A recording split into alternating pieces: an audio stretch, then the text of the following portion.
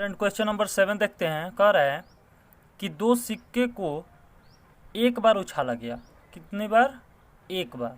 दो सिक्के को एक बार उछाला गया और पहला है कि ई जो है घटना एक सिक्के पर चित प्रकट होता है, एफ घटना जो है एक सिक्के पर पट प्रकट होता है। ठीक है, तो यहाँ पर दो सिक्के हैं, उनको एक बार उछालने पर। ठीक है, तो देखिए यहाँ पर लिखते हैं कि दो सिक्के को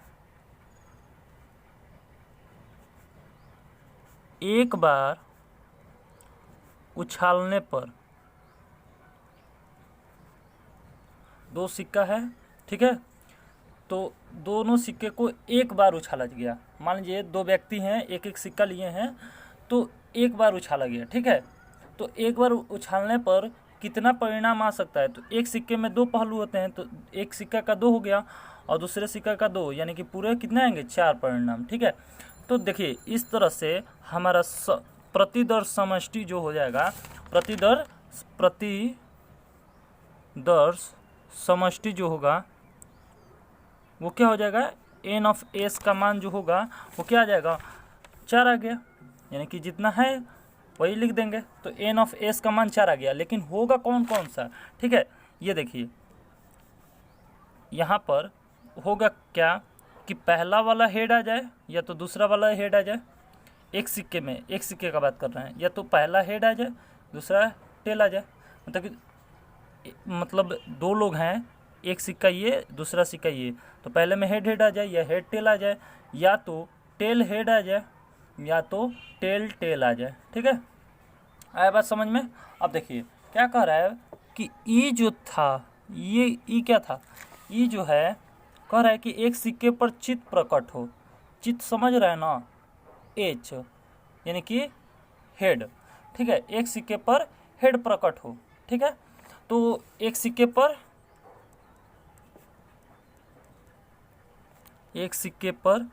चित प्रकट हो। चित प्रकट होने का मतलब क्या है कि यहाँ पर हेड टेल हो सकता है या तो टेल हेड हो सकता है, यही ना। एक सिक्के पर देखिए चित आ गया, चित आ गया, एक ही सिक्के पर ना, इसी में से छाटना है, तो हेड टेल हो जाएगा या तो टेल हेड हो जाएगा। अब एफ क्या कह रहा है? घटना। एफ घटना कह रहा है कि एक सिक्के पर पट प्रकट हो। एक सिक्के पर पट प्रकट होता है, तो एक सिक्के पर पट प्रकट होता है, यानी कि पट प्रकट होता है, यानी कि क्या? इसका भी मान एच टी और टी एच हो जाएगा। क्यों? क्योंकि एक सिक्के पर पट प्रकट हो गया। देखिए तो यहाँ से ई और एफ का मान आ गया। ठीक है, अब ई इंटरसेक्शन एफ हम लोग निकालेंगे, दोनों में कॉमन क्या है? तो दोनों कॉमन है, देखिए एच टी और टी एच। ठीक है, अब देखिए हमको निकालना क्या है इसमें। देखिए यहाँ पर प्रश्न में पहले ही बोल दिया था 6 से 9 तक P ऑफ E बटे में F हमें निकालना है। तो P ऑफ E बटे में F निकालने के लिए हमारा सूत्र होता है कि P of E intersection F और बटे में P ऑफ F, लेकिन हमारा तो P of E intersection F दिया नहीं है, तो यहाँ से निकालेंगे। तो सबसे पहले P ऑफ E का मान निकालते हैं। तो P ऑफ E का मान क्या हो जाएगा? यहाँ पर कितना है? 2, और पूरा कितना है? ये 4 है, तो 2 बटे में 4 हो गया। इसी तरह P ऑफ F का मान निकाला जाए तो P ऑफ F का मान क्या आएगा? P ऑफ F का मान 2 और बटे में क्या आ जाएगा? 4 आ जाएगा। ठीक है, वैसे ही P of E intersection F का मान निकाला जाए तो क्या आएगा? 2 बटे में 4, सबका 2 बटे में 4 आ रहा है। तो यहाँ पर P of E intersection F का मान रखिए 2 बटे 4, P ऑफ F का मान रखिए 2 बटे 4। दोनों का जब गुणे में आएगा तो ऊपर नीचे कट जाएगा सारा, तो यानी कि पूरा कट कर क्या आ गया? 1 आ गया। कुछ बच्चे 0 लिख देते हैं, नहीं 1 होगा। ठीक है, तो ये आपका एक आंसर हो गया। आया समझ में? तो ये रहा आपका पहला ए नंबर। ठीक है, अब हम लोग क्या देखते हैं? B number. बी नंबर क्या कह रहा है? कोई भी चित्र क्या हो? कोई चित्र प्रकट नहीं होता है। चित्र प्रकट नहीं होता है कहने का मतलब क्या है कि देखिए यहाँ पर बी नंबर देखते हैं, कोई चित्त प्रकट नहीं होता है। ये कौन सा है घटना? ई के लिए। ई वाला घटना है ना, तो कोई भी चीज़ प्रकट ना हो, इसका कहने का मतलब ये है कि ये टेल टेल हो सकता है। इसी में ना हो सकता है कि हेड नहीं आएगा। देखिए यहाँ पर जो है टेल टेल है ना, इसी में है, जो कि चित नहीं है। तो कोई भी चित प्रकट ना हो, इसमें भी चित है, इसमें भी चित है, इसमें भी चित है, और इसमें तो बिल्कुल नहीं है। यानी कि कोई भी चित ना प्रकट हो तो इसको क्या लिख सकते हैं, टेल टेल लिख सकते हैं। वैसे ही बी नंबर में एफ का क्या कह रहा है घटना, कोई पट प्रकट ना हो। एफ घटना क्या कह रहा है, एफ घटना कह रहा है कि एफ घटना कह रहा है कि कोई भी पट प्रकट नहीं हो। तो कोई भी पट प्रकट ना हो कहने का मतलब कि टेल टेल ना आए, इस तरह से हेड हेड हो जाएगा। आया समझ में, आया बात समझ में कि नहीं, कि कोई भी पट प्रकट ना हो। तो पट तो देखिए इसमें है, इसमें है और इसमें है, लेकिन इसमें बिल्कुल नहीं है, तो ये हो गया। अब देखिए ई इंटरसेक्शन एफ हमें निकालना है, तो ई इंटरसेक्शन एफ कुछ भी मिल नहीं रहा है, तो जीरो हो गया। अब हमें निकालना क्या है, पी ऑफ ई बटे में एफ। तो इसका सूत्र क्या होता है, P of E intersection F बटे में जो नीचे रहता है पी ऑफ एफ हो जाएगा। आया समझ में, P of E intersection F का मान क्या है, जीरो बटे में पी ऑफ एफ का मान क्या आ जाएगा। यहाँ से देखिए, यहाँ से ये एक है, तो पी ऑफ एफ का मान क्या आएगा, एक। देखिए संख्या कितनी है, एक, क्योंकि एक ही चीज़ मिल रहा है, तो एक, और पूरा संख्या कितना था, 4, तो 1/4 हो जाएगा। अच्छा देखिए P of E intersection F हम लोग निकाले नहीं थे, तो ये भूल गया था मैं, तो इसको जीरो हो जाएगा, क्योंकि इसका P of E intersection F निकालेंगे तो जीरो हो जाएगा, 0/4 लिखेंगे तो जीरो ही तो आएगा। अच्छा यहाँ पर क्या हो जाएगा, इसका भी 1/4 आ जाएगा। ये क्या, पी ऑफ ई का मान आ गया।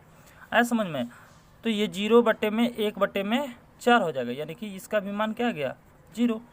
आया समझ में, इसका मान क्या आ गया, जीरो। आया समझ में, तो ये रहा आपका 7वां क्वेश्चन सॉल्व हो गया। ठीक है, अब हम लोग 8वां देखते हैं। 8वां क्या कह रहा है कि एक पासे को 3 बार उछाला गया। एक पासे को कितने बार उछाला गया, 3 बार।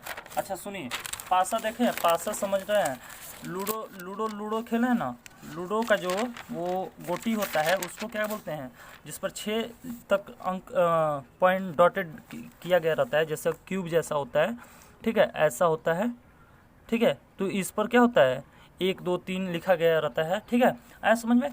तो वो क्या होता है, पासा होता है। तो पासे को 3 बार उछाला गया। एक पासे को कितनी बार उछाला गया, 3 बार उछाला गया। चलिए हम लोग एक पासा लेते हैं, ठीक है, क्या है, 8वां है ना। तो एक पासे को 3 बार उछालने पर कुल परिणाम कितना आ सकता है। देखिए कुल परिणाम क्या आएगा, देखिए एक पासे को एक बार फेंकिए तो 6 बार आने की चांस है, मतलब कि 6 अंक आ जाएगा, 1 2 3 4 5 6 तक आएगा। एक पासे को एक बार उछालेंगे तो दूसरी बार भी उछालेंगे तो 6 ही अंक आएगा, क्योंकि 7 तो आएगा नहीं, क्योंकि 6 ही अंक तक लिखा रहता है उस पर, मतलब कि एक बिंदु रहता है, फिर 2, फिर 3, फिर 4, ठीक है, फिर 5 हो गया ना, 4 1 5 ये नहीं है, ठीक है, ये नहीं है, 4 1 5, ठीक है, और एक 6 होता है, ठीक है। तो ऐसे ये क्या हो गया, तो एक बार उछालेंगे तो 6 संख्या आएगी, एक बार उछालेंगे तो 6 संख्या, और एक बार उछालेंगे तो 6 संख्या। तो इस तरह से 3 बार उछालने पर कितना आ जाएगा पूरा परिणाम, 216 जो आया, ये हमारा एन ऑफ एस का मान आया 216 प्रतिदर्श समष्टि, ठीक है। तो देखिए 216 आ गया, आया समझ में। अब देखिए 216 बार तो हम दिखा नहीं सकते कि क्या क्या आया है, क्योंकि इतना पेज मेरे पास नहीं है और ना ही आपके पास कि आप दिखा सकते हैं इसको, ठीक है। तो आप इसको मान लीजिए कि 216 बार आया होगा। अब क्या क्या आया होगा उसका बात हम लोग बाद में करेंगे, पहले हम और देखते हैं इसमें क्या दिया हुआ है।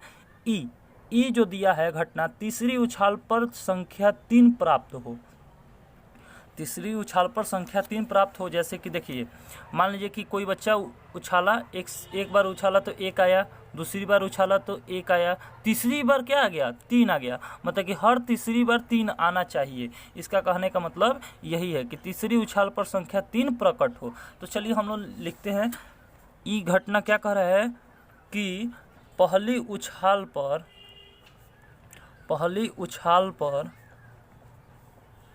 संख्या, पहली उछाल पर संख्या, तीसरी उछाल पर, पहली कह रहे हैं, तीसरी उछाल पर संख्या, सॉरी तीसरी उछाल पर संख्या 3 प्रकट हो, 3 प्रकट हो। ठीक है, तीसरी उछाल पर संख्या क्या प्रकट हो? 3।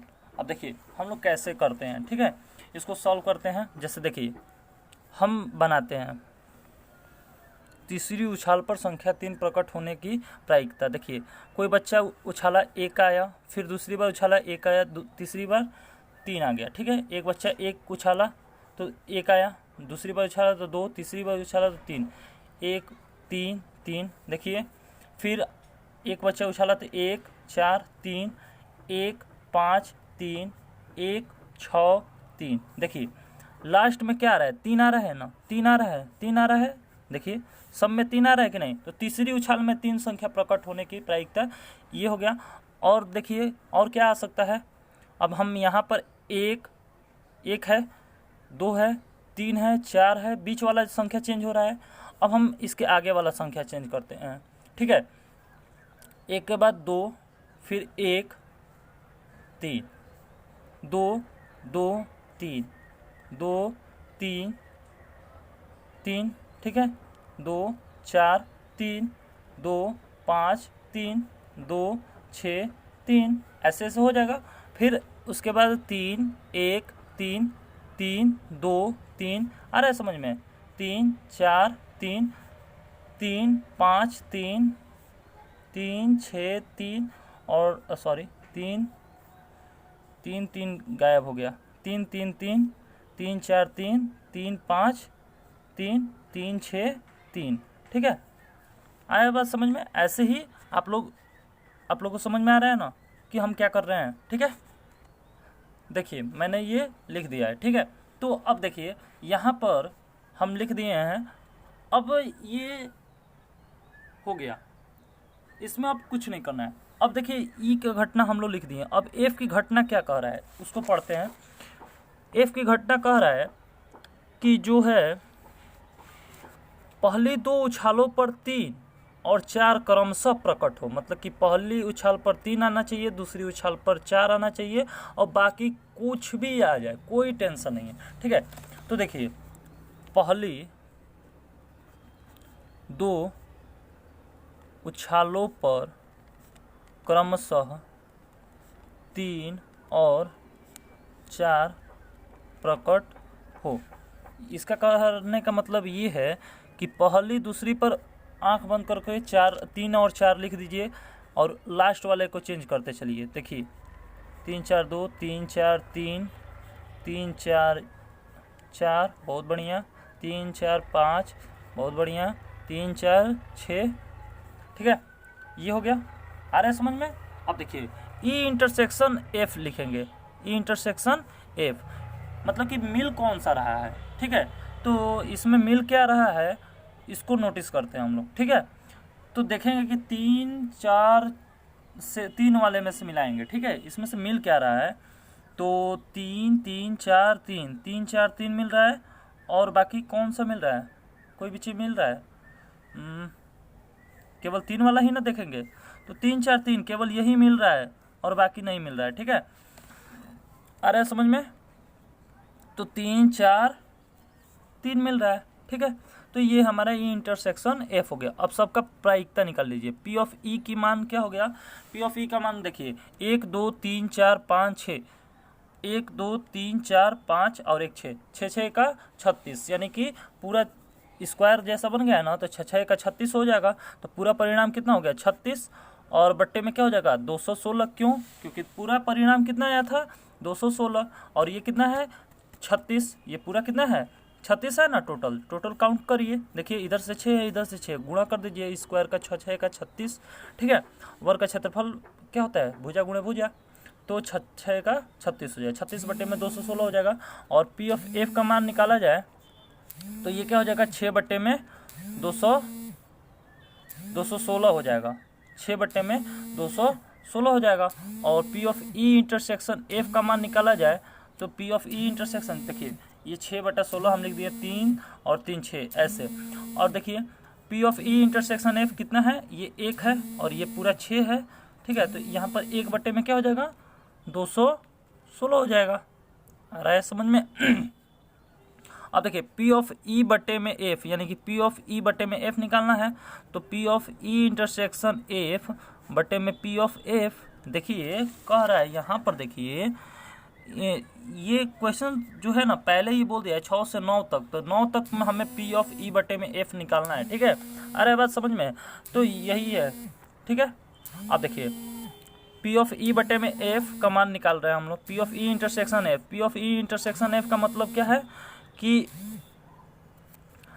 1/216 बटे में पी ऑफ एफ, 6/216 लिख दीजिए, 216 6/216 हो जाएगा, 216 से 200 कैंसिल हो जाएगा, बट 1/6 हो जाएगा। आया समझ में?